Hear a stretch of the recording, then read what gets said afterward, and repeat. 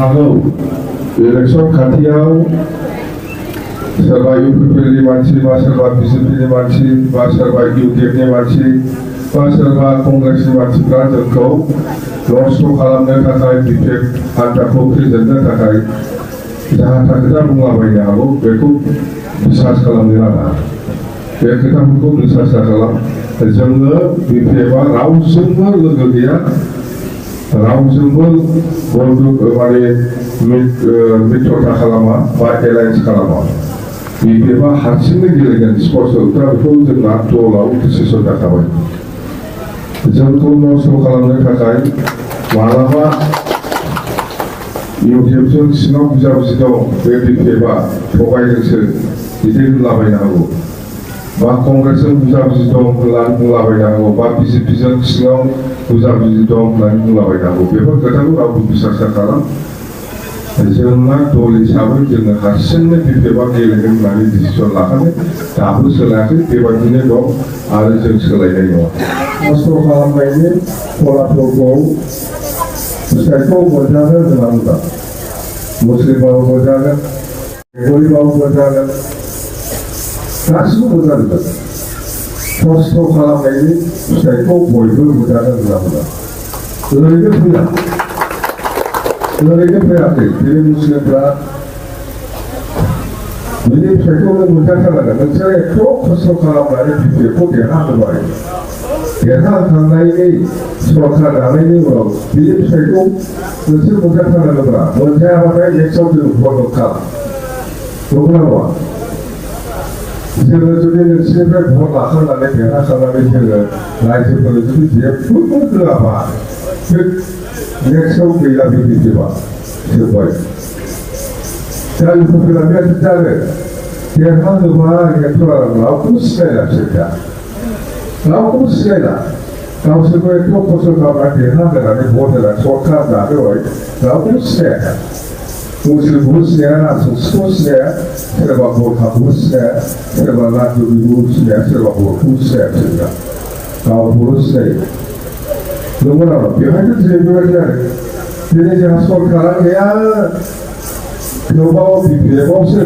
बर' जा मुस्लिम जा राजबंसि जा राजबंसि जा बरखा जा मानो लोब लोब फैयो खार'ना बेनो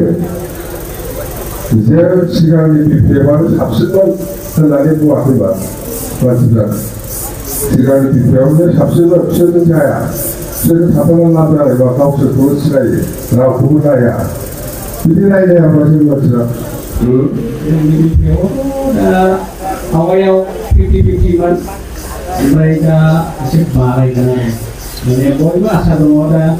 ओरैबायदि होनदों माने आर'नाइ गानथ'ला एसे उनावहाय गाननोसै नोंनि आखायावनो बेसेबां कालेक्सन खालामहामा दे गासैयावब्लाथ' स्टेट जानांसिगौ समय गैला बारा माने बुङा बुङोब्ला नोंनि थाखानाय भटआ बेसेबां जोंनि थाखानायाथ' दा जोंनि आवगायाव समाव बे सेन्टाराव नों लिडारा बे सेन्टाराव नों बिनिनो प्रेसिडेन्ट ना मोनसेनि नोंनाव दा बेसेबां गोलैनांगौ भटआ भटआ दा मथा-मथि 50% नालाय 50%आव दा जिखिनि दङ बेयो सोलायाखैबो गोदो जेरै दं बिदि 50%आ बेसेबांलाय जेनेबा 400आव 234 बिदि दङ नोंनाव दङ एक्सार्ट खालामनांगोन बिदि सदर खालामगासिनो सार एक्सार्ट जानांगौ फिगारखौ मिथिबाय नङाबा जों बोरै मिथिनो 400 200 भट मोनगोन ना मोनाखै नोंथ' दाबो खाथाखौबो बुंनो हागोन बे आगोलनि रेकर्डखौसो बुंनो नोङो माने बियो थाङाखै सार दङ जेरै गोदो जेरै दं जेरै दं रावबो सोलायाखै आगोलाव बेसेबां जाबाय आवगायाव बिदिनो 200 बारामोन बिदिनो 30 बिदिनो आगोलावबो प्रेसिडेन्ट खालामोबा आं नङामोन नै बावैसो मालाय बोरैथ' बुङाखैमोन दा जोङो माने संनायखायो प्रेसिडेन्ट आवगायनि प्रेसिडेन्ट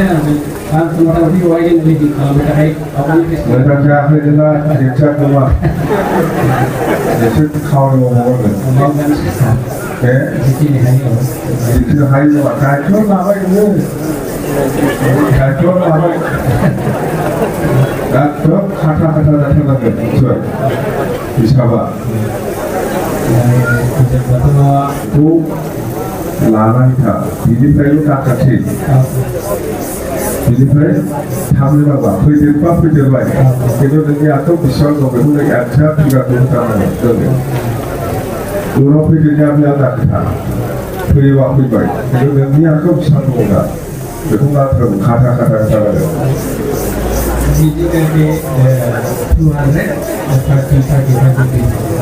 बेखौनो होजोबो लानानै दानि मानसिनि दे खाथा जाथारबाय दे समासो देरनानै नोंना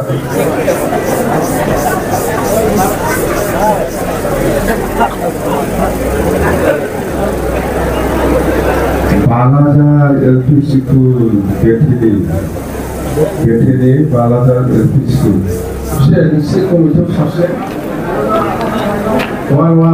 आङो सोंदों एसे कमिटिया सासे गेटेनि बुथ कमिटिया सासे दङ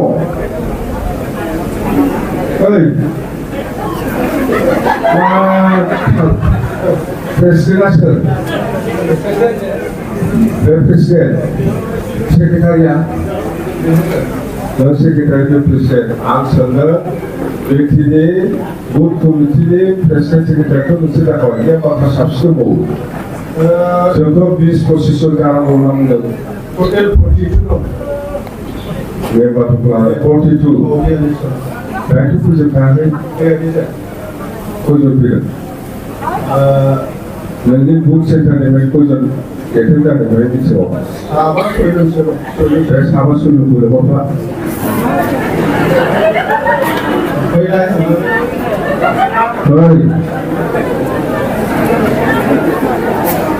लेंहरदोंब्ला बुंनानै बिसोर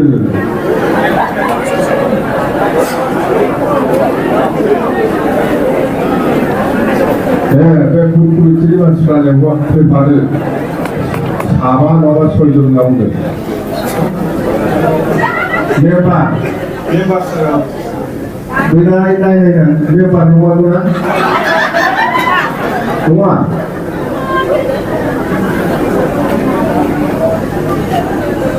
मेम्बार जोबदों बिसोरो नोंथांमोना मेम्बारना दे खोन्थादो दे एबाराव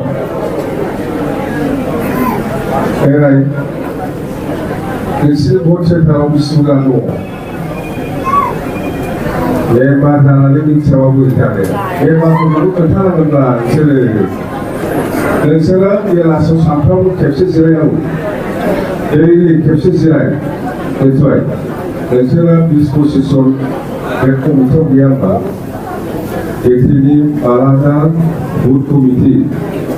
प्रेसिडेन्टआ सेक्रेटारि नोंसोरो दैलि बेलासियाव खेबसे जिराय अब्ला बुद्धिया खालामबाय थागोन जिरायलायनानै रायलायगोन मिथिबाय जेनेबा नोंसोराव हयथ' 100% नोंसोर हायाखै गाबो 100% हागौ 60%खौथ' हानांगोन बा 50%खौथ' हानांगोन बेखौ नोंसोर ज' जिरायलायबाय थाबासो बुद्धिया ओंखारबाय थागोन देहा बेसेबां मोनदों बेसेबां जोंनियाव आंनो बोसोरनि प्राइमारि हिसाबै प्राइमारि नङा आंनो भट सेन्टारसो भट सेन्टार हिसाबै मोनब्रै दङ बे प्राइमारिनि आन्दारावनो भट सेन्टारा मोनब्रै दङ सार दा मोनसे साराखनसो प्राइमारिनि लिडार ना बेखौ सारनिफ्राय भटआव गोलैदों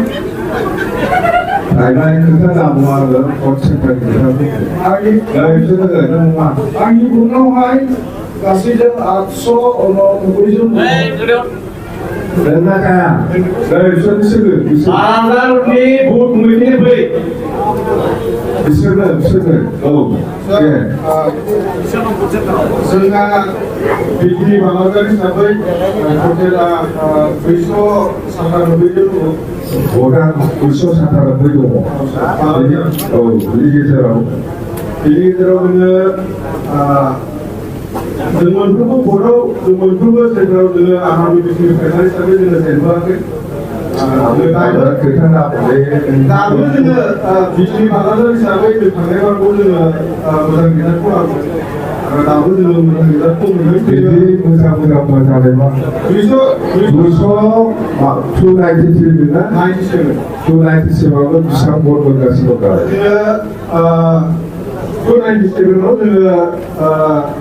मेक्सिमाम जोङो थांनाय बाराव जोङो 197 जों भट मोनदोंमोन दा जोङो 200 प्लास जोङो भारत हिसाबै जों मोनगोन 197 आ बाराखै दङ एसे दङ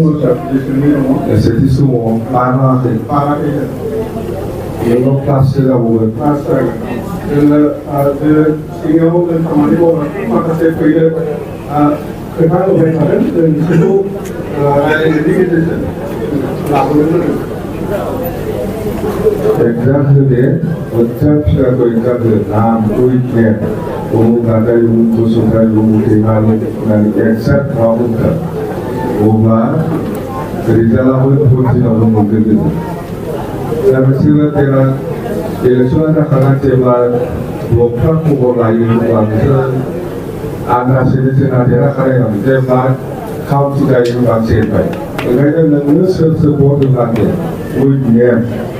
200 जन मानसिखौनो लिरनो हायाबा उमुक नाथाय उमुक बसुमतारी नोंहा जायखौ हिसाबाव बे 100% जोंनि भट होखागोन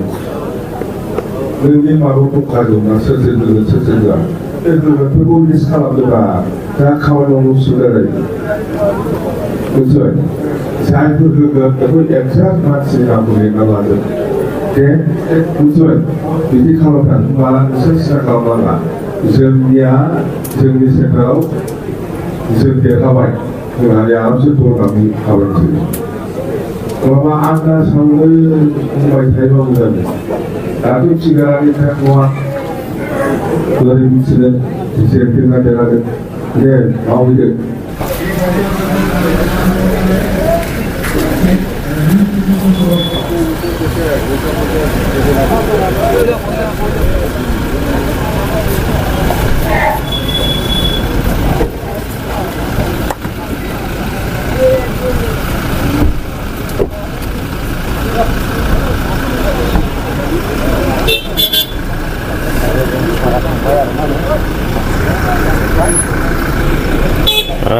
मिटिं जोबनानै हाग्रामा सारा थांनो ओंखारबाय नोंथांमोना नुखाबाय